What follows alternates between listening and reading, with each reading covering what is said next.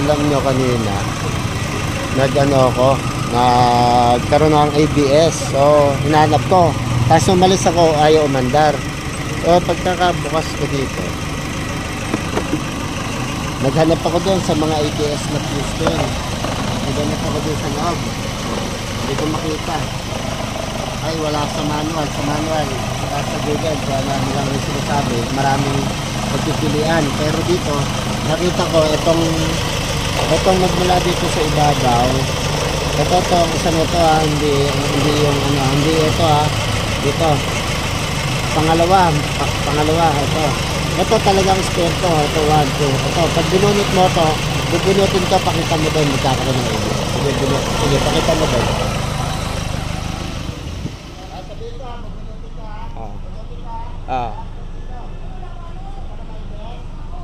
May ABS na kanina pa. May ABS na kanina pa. Sige, alam mo siya, magkakaroon ng ABS. Oo. Meron. May ABS pagpunta ko. Hindi, may ABS. Okay lang. Sige, ganito. Okay, ganito. Kasi binunod din natin. Tapos nung pinatay ko, umalis na ako. Ayan, pinatay ko. Nung bubuhayin ko, may ilaw siyang ganyan. Ayaw na mag-start. Ayaw na mag-start. Pakita mo dito, ayaw na mag-start. Ayaw na mag-start. Kahit apakan mo yung brake, kahit apakan mo yung preno, ayaw na mag-start. Ayaw na mag-start. Tapos may ABS yan. Pakita mo yung ABS. Ayan, ayaw. Tapos, off muna natin. Balik natin to.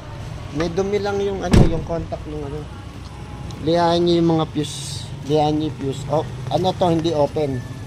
Tinester ko na to Tinester ko. Dito ako nag-testing. May continuity. Kaya binunod ko pa rin. Niliha ko lang.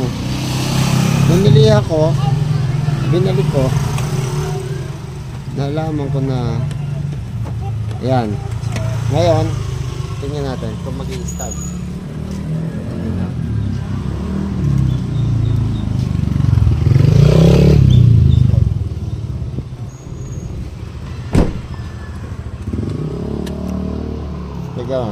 Ayan, nawala na yung ABS. Basta nakapirme pero pagka minsan nawawala pag tumatakbo sa wire yon sa mga sensor. Okay, start ko na. Nag-start na. Okay na, wala na rin yung ABS dito.